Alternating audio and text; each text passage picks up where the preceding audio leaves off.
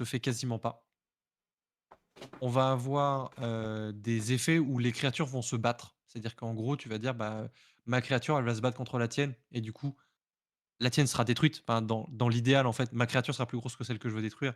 Donc du coup, elle va être détruite, mais ça sous-entend que tu du coup, bah, des créatures sur le champ de bataille et en rouge, ça n'existe pas et ça va être des effets de blessure. Ça va être, bah, voilà, bah, je vais mettre, 3 blessures à ta créature ou je vais mettre 4 blessures à ta créature, je vais mettre 5 blessures à ta créature.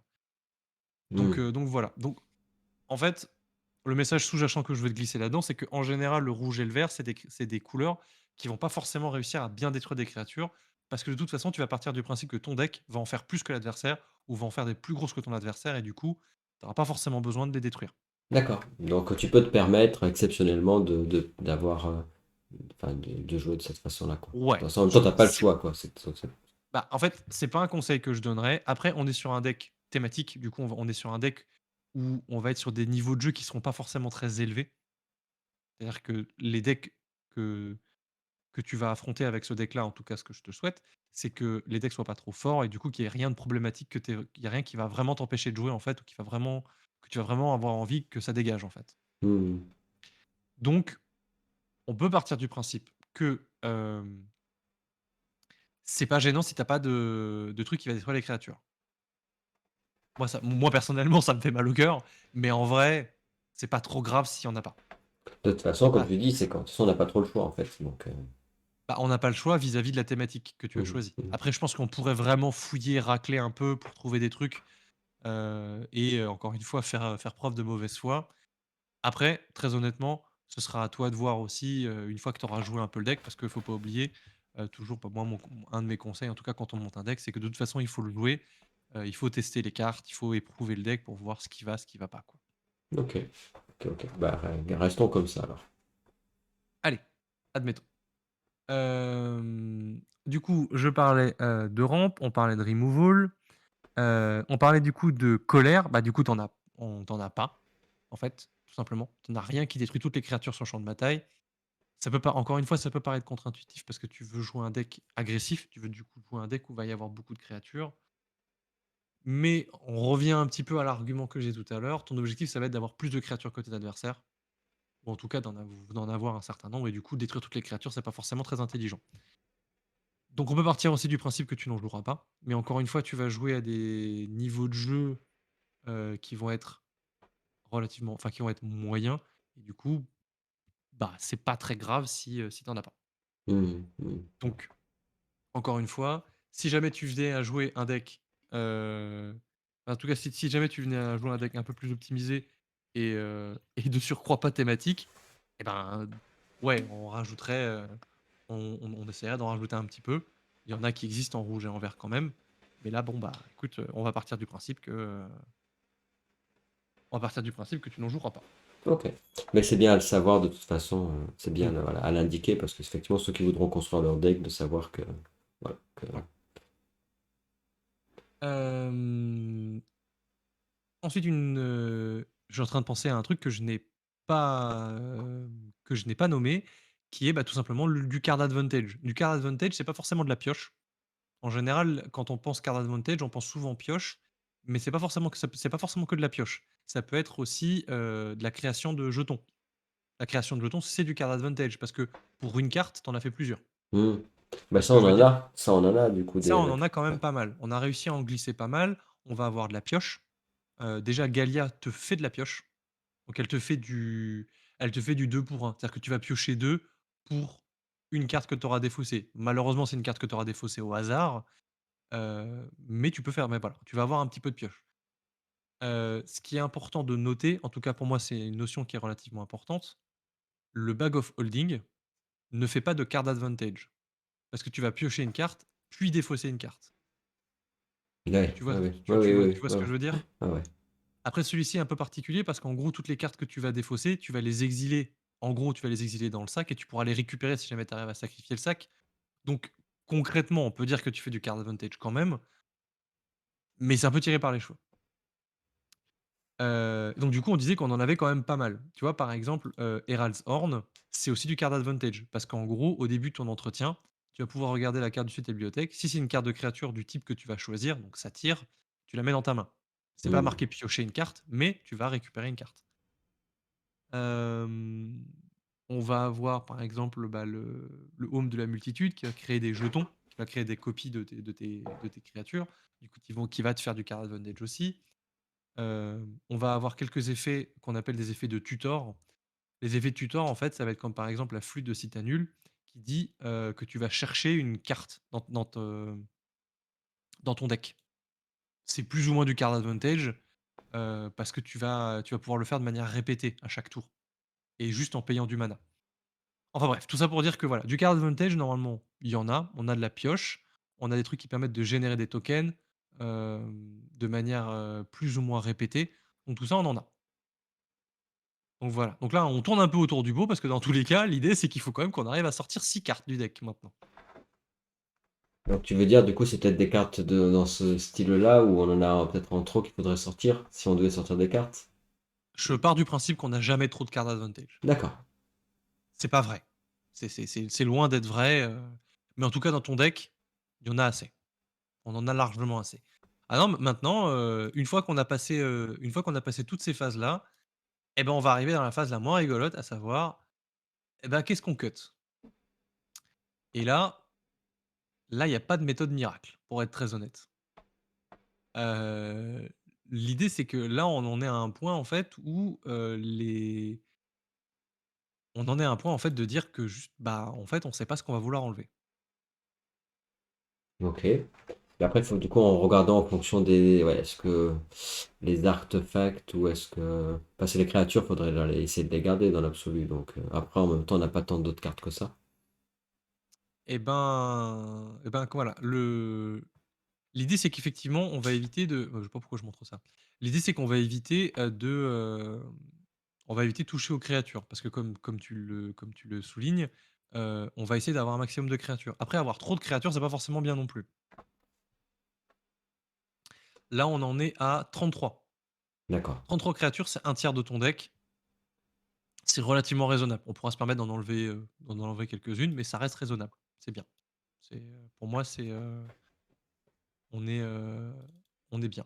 Alors attends, je crois que j'avais fait un flowchart. Alors je vais te montrer je vais montrer à l'écran un petit diagramme que j'avais créé pour aider à retirer des cartes. Alors, on part du principe bon, ça c'est quelque chose de très personnel, hein, c'est pas une méthode miracle, mais en tout cas heu, c'est quelque chose qui moi me parle en tout cas. La première question à se poser, c'est: est-ce que la carte apporte quelque chose au plan de jeu?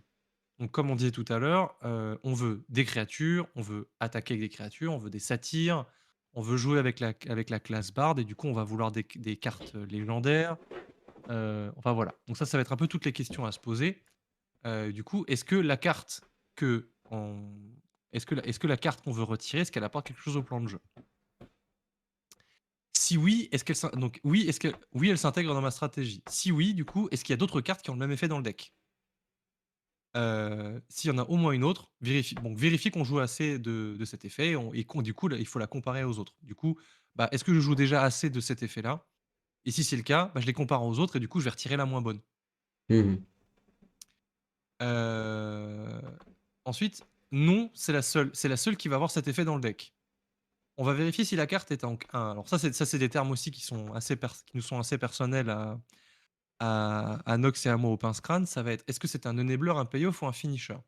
Un enabler, c'est quelque chose qui va déclencher ta stratégie. Un payoff, c'est quelque chose qui va profiter de ta stratégie. Et un finisher, c'est ce qui va te permettre de terminer la partie. C'est vraiment une carte qui va avoir un gros impact, c'est qui va te permettre de dire: «Bah, voilà, maintenant j'ai gagné, quoi». Donc voilà, donc si jamais ça rentre dans ces cases-là, et ben, on va vérifier du coup si on en joue assez ou trop, dans telle ou telle catégorie. On revient du coup, à la première catégorie. Est-ce que la carte apporte quelque chose au plan de jeu? Non, c'est une carte autonome. Une carte autonome, en gros, c'est une carte qui ne rentre pas dans le plan de jeu. C'est-à-dire que c'est une carte qui est juste bonne, en fait. On va juste la jouer parce qu'elle est bonne. Ouais, mais il y a pas de synergie avec les Elle autres. a pas forcément de Mmh. synergie. Par exemple, dans ton deck, on va avoir, Mindstone. Mindstone, ça rentre pas dans ton plan de jeu. Parce que pour rappel, ton plan de jeu, c'est on veut jouer des satyres, attaquer avec des créatures, et cetera. Ça, c'est un artefact qui fait du mana et qui va te faire piocher une carte à un moment. Mmh Donc mh. par exemple, tu vois, ça rentre pas dans le deck. Mais ça reste une bonne carte. Du coup, voilà, c'est une carte autonome. Donc c'est ça qu'on appelle une carte autonome. Et donc du coup, est-ce que cette carte couvre une faiblesse de ton plan de jeu? Par exemple, est-ce que tu manques de rampe? Est-ce que tu manques de card advantage ou de disruption? La disruption, ça va être la destruction de trucs ciblés ou, empêcher tes adversaires de faire certains effets. Heu, donc oui, je manque de insérer du coup dans ma stratégie, du coup vérifier si tu joues trop ou pas cet effet. Mmh. Donc de la pioche, de la rampe, et cetera. Elle nous alors et donc là, on arrive du coup dans la phase d'affect. Est-ce que cette carte couvre une faiblesse de ton plan de jeu? Non. Du coup, est-ce que cette carte apporte de la joie? Est-ce que si elle est là, du coup, dans ton deck voilà. Donc du coup, Ça, bah, oui, j'aime si bien. voilà, si je ne la jouais pas, j'en mourrais ou bah, non, en fait, elle n'apporte pas de joie, du coup, bah, ne vous posez pour moi, c'est ne te pose pas de questions, c'est si elle t'apporte de la joie et que si tu la jouais pas, tu en mourrais, bah, tu la laisses et si jamais elle ne t'apporte pas de joie, bah, tu te poses pas de questions, tu la cuts, c'est qu'elle sert à rien. C'est OK. elle apporte rien dans ton plan de jeu, elle couvre pas une faiblesse de ton plan de jeu et elle ne t'apporte pas de joie, elle a rien à foutre là. Voilà. Mmh. Donc voilà, donc ça c'était juste, je voulais te partager un peu cette réflexion Ah, c'est et bien, du c'est coup, ben intéressant de voir comment tu le cadres aussi pour toi et c'est vrai que de mettre sur papier, c'est intéressant. Parce que des fois, on se dit: «Oui, oui, OK», mais en fait, le fait de l'écrire, ça oui, structure les idées.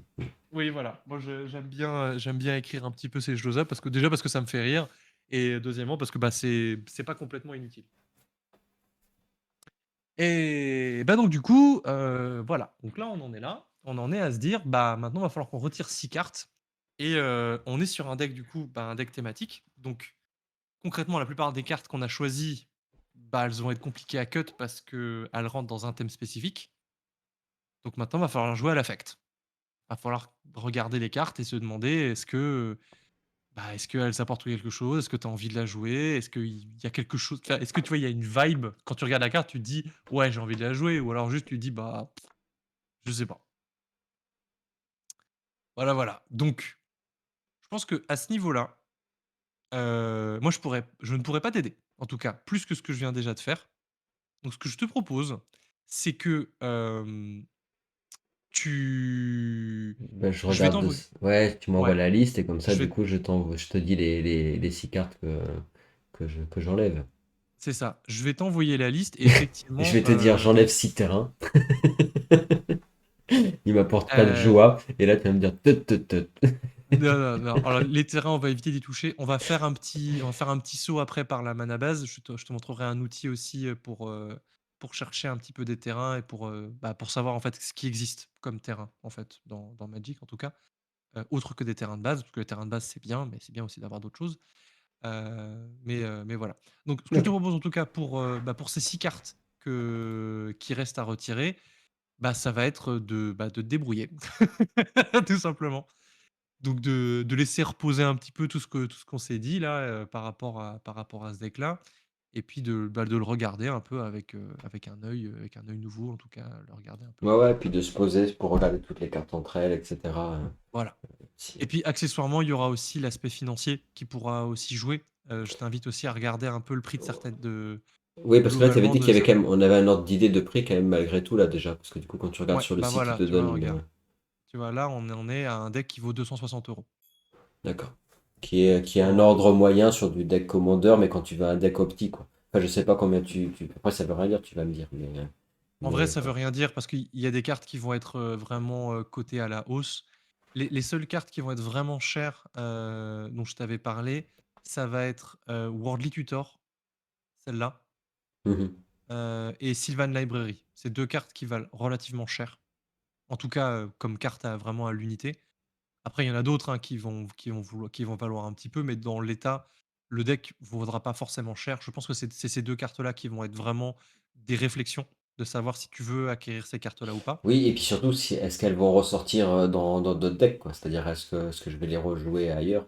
Parce qu'après, c'est Alors pas, voilà, c'est surtout de se dire, tiens, est-ce que je vais pouvoir réutiliser les cartes pour les jouer alors régulièrement? Parce que très honnêtement, oui. ces 2 cartes-là sont des cartes qui vont si elles valent cher, c'est pas forcément un critère, mais ces 2 cartes-là sont 2 très bonnes cartes. Mhm. Donc ce sont 2 très bonnes cartes vertes, en commandeur. C'est des cartes qui rentrent quasiment dans tous les decks verts. Si jamais tu joues un deck vert, tu sais que tu pourras les mettre sans trop de problèmes.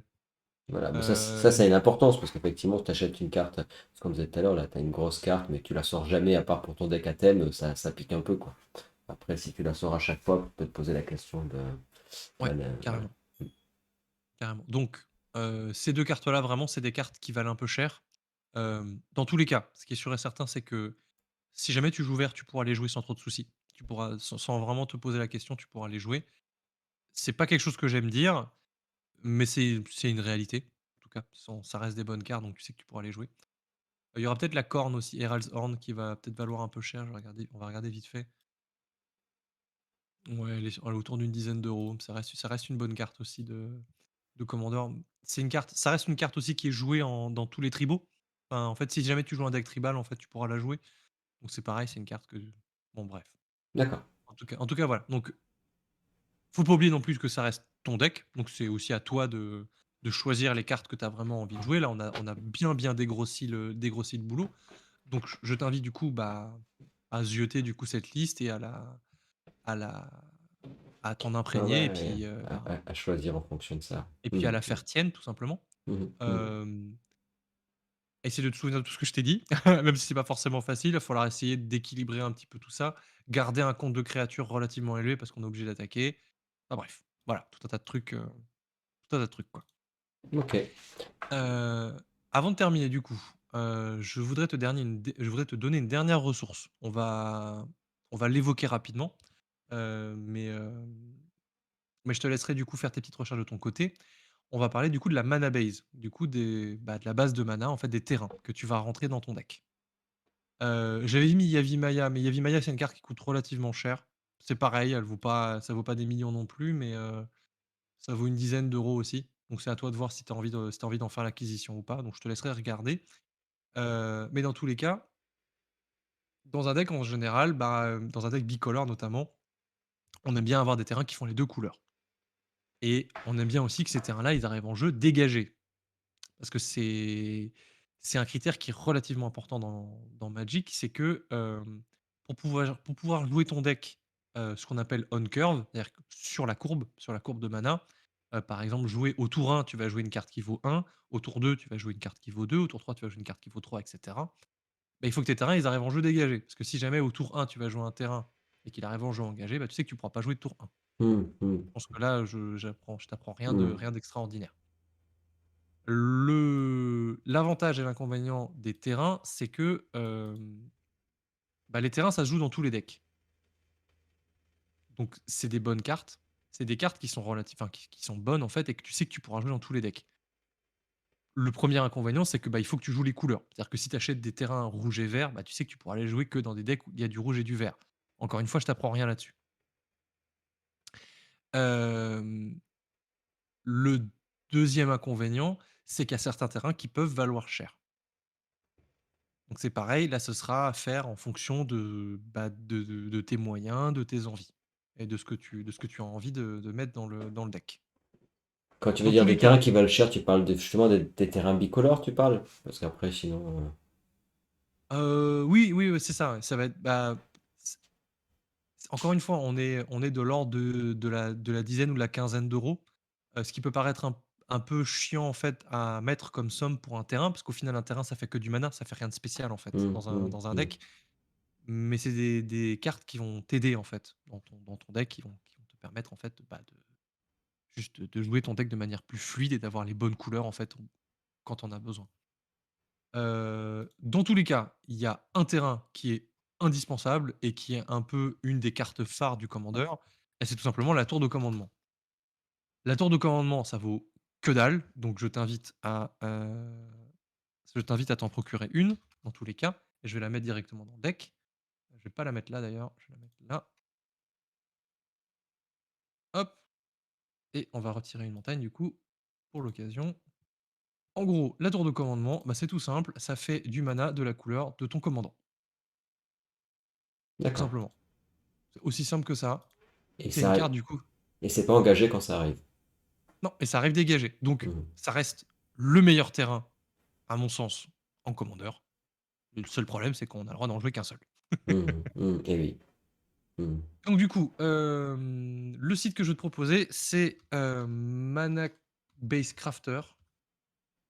Je te donnerai le lien. Hop, je vais même te le donner maintenant parce que sinon je risque d'oublier. Hop là, voilà. Alors Mana Base Crafter, bah, c'est tout con, c'est un site où tu vas pouvoir rentrer le nom de ton commandant. Bon, en vrai, il prend juste l'identité couleur, il prend juste le rouge et le vert et il va te proposer du coup des terrains. Bon là, il t'en propose 688 mais en vrai, faut pas faire attention à ça. Il faut juste regarder, enfin, je te laisserai regarder un petit peu, mais en fait, plus tu descends, en fait, et moins ça va être pertinent.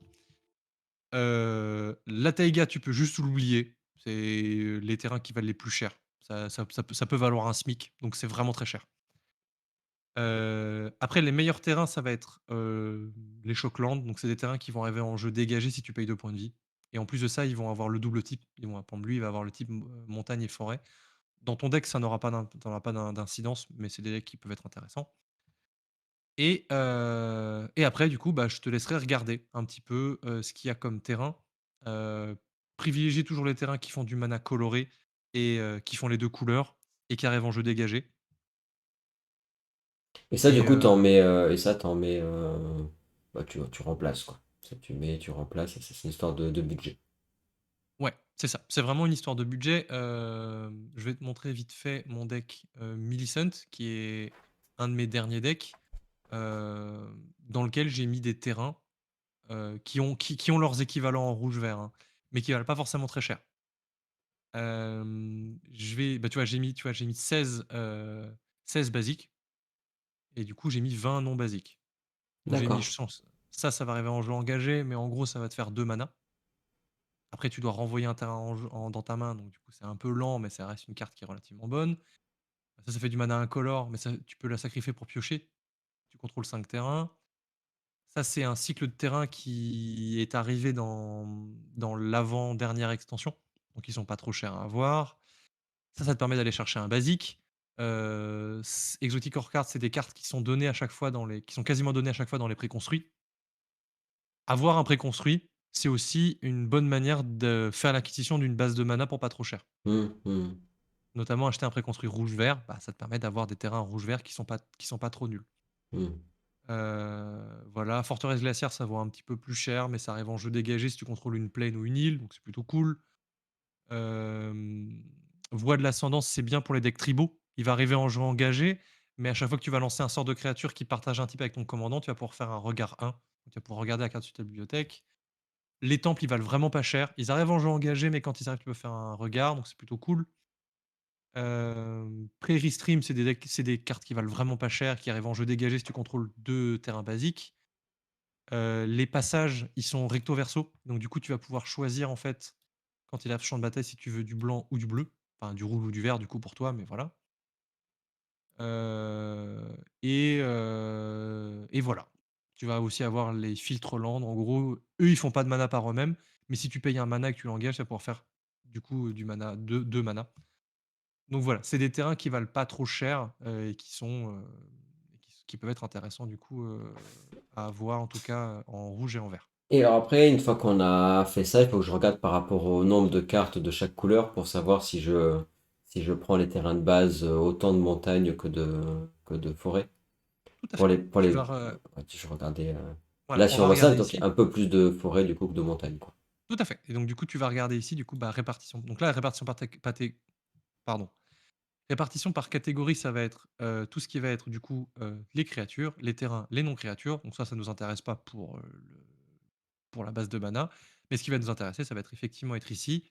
Du coup, on voit que tu as plus de vert que de rouge, donc il faudra équilibrer en fonction. Donc tous les terrains qui vont faire double mana, bah, tu t'en fous un peu, parce que du coup, tu les compteras pas dedans. Mais après, faudra faire une répartition, du coup, en fonction des couleurs que tu vas jouer. Voilà. Voilà Sur et les, ici, sur les tu cartes pourras voir du restantes. coup Mm. ouais et ici, tu pourras voir du coup, les couleurs générées par tes terrains. Bon là, ça veut rien dire parce qu'on a mis que des montagnes, mais on va reprendre l'exemple de mon deck, Mm. Millicent, heu, détail, tu vois que moi je joue à peu près autant de bleu que de blanc. Et du coup, je vais avoir à peu près autant de bleu que de blanc et la section rose, ça va être n'importe quelle couleur. D'accord. Donc voilà, donc tu vois que là, ma mana base est relativement équilibrée, donc j'ai pas fait trop de bêtises. Hmm. Voilà. Ouais, c'est bien à faire. Ok. Voilà, Bon, bah, voilà. c'est bien complet, je te remercie. C'est super. Du coup, Voilà, ça bah, permettra. j'espère que ça a été clair. Ça a été très dense, hein, je me rends compte que j'ai dit beaucoup de choses différentes, enfin, j'ai donné beaucoup de trucs, Ouais, ouais, mais c'est bien. C'est intéressant. C'est très j'espère que ça intéressant. sera une ressource intéressante en tout cas Ouais, ouais. pour des Complè- nouveaux jours ou même pour toi. Complètement. Bah écoute, je te remercie. Merci beaucoup. Et puis, ouais, ouais, bah, je vais plancher là-dessus pour savoir ce que je garde, ce que j'enlève. Après, il va falloir voir parce que pour le 13 avril, du coup, c'est chaud. C'est Ça risque plus. d'être un peu chaud, ouais, Ouais, c'est. Ah tu ouais, veux commander des cartes. Après, donc, tu pourras toujours faire des proxys, imprimer les cartes si voilà, jamais, il si y en a que tu jamais, as pas ouais, c'est reçues ça. ou Au tu cas pourras où, toujours faire ça dans tous les cas, mais en attendant. Ok, bah écoute, merci beaucoup parce que ouais, comme tu dis, c'était vraiment très complet. Donc bah, c'est très chouette. Là, la vidéo, je vais l'upload après l'année dernière. Là, c'est un petit bout de vidéo que j'ai fait d'une demi-heure. Et puis bah, après, n'hésitez pas à d'aller voir sur votre chaîne, sur le Pince Crâne, puisque du coup, vous publiez très régulièrement des vidéos sur le commandeur. Donc voilà, tout à fait. vraiment. Alors on ne poste plus d'analyse de deck ou de deck tech sur la chaîne du Pince Crâne, mais je vous invite à nous retrouver chez Magic C'est Chic, du coup, qui parle en plus de Commander de plein d'autres choses et notamment du lore de Magic. Donc petit moment plus pour Magic C'est Chic. Ce sont de très bonnes ressources pour les rôlistes parce que à chaque fois ils vont expliquer un petit peu l'histoire autour d'un plan, du coup, d'un univers de Magic, et c'est hyper intéressant. Le lore de Magic est vraiment hyper riche, et à chaque fois, ils font un boulot de malade pour nous retranscrire tout ça et enfin, vraiment avoir un bon résumé de tout ça. Et sinon, du coup, bah, je vous invite à venir voir du côté du Pince Crâne, où on va plus parler du format en général que vraiment de cartes ou de decks. On se pose des réflexions parce que ça reste un format qui est très social, très hétéroclite, et du coup, on essaye un peu de confronter des visions de personnes différentes. Et là, on vient tout juste de lancer un nouveau format qu'on a intitulé C'est quoi le commandeur? Où en gros l'idée ça va être d'avoir des témoignages de, de groupes de jeu. Donc là le premier épisode est sorti donc avec 2 personnes de Magic C'est enfin une personne pardon, Alvar de Magic C'est et Ragen des Chroniques du commandeur. Mais en gros voilà, l'idée c'est d'avoir des témoignages de gens qui jouent au commandeur depuis déjà quelques années et heu et d'avoir du coup, bah, une insight, un petit, bon j'arrive plus à trouver le mot. Mais c'est pas grave. D'avoir des témoignages quoi, Ouais, ouais, non, de joueurs de Magic pour voir un peu quelles sont les pratiques, qui se font, chez un tel ou un tel, c'est assez intéressant. Je trouve ça très enrichissant, d'avoir leurs expériences, puis leurs decks préférés, les decks qu'ils détestent, des anecdotes un peu rigolotes aussi de parties. C'est toujours intéressant d'avoir du retour d'expérience. En tout cas, j'espère que cette série, plaira en tout cas.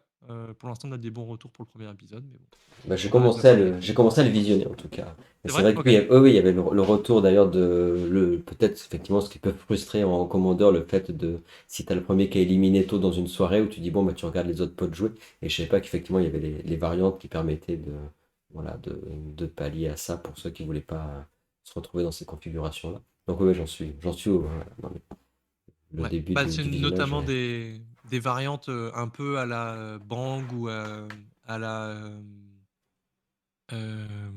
Shadowhunter, ces jeux de société à rôle caché où en gros ils réexploitent un petit peu ces mécaniques de faction ou enfin bref, voilà, Ah ouais. toujours essayer de faire des équipes ou de faire des trucs comme ça pour que ça soit un peu moins frustrant en fait, Et ouais. quand tu perds quoi. Ben, merci beaucoup en tout cas, vraiment merci, merci à toi, c'est vraiment très très intéressant. Merci voilà, de ce temps-là passé sur la chaîne et puis aussi de prendre le temps de nous expliquer pas à pas les choses pour comment ça fonctionne et tout, c'est vraiment, vraiment très, très chouette. Et puis ben, on se retrouve pour le prochain épisode, hein, le 13 de toute façon. On se retrouve pour faire tourner ce deck. Et ouais, carrément. Ben, merci beaucoup, merci à toi. Ciao, ciao, on se retrouve Salut! très très vite. Bye bye, à bientôt.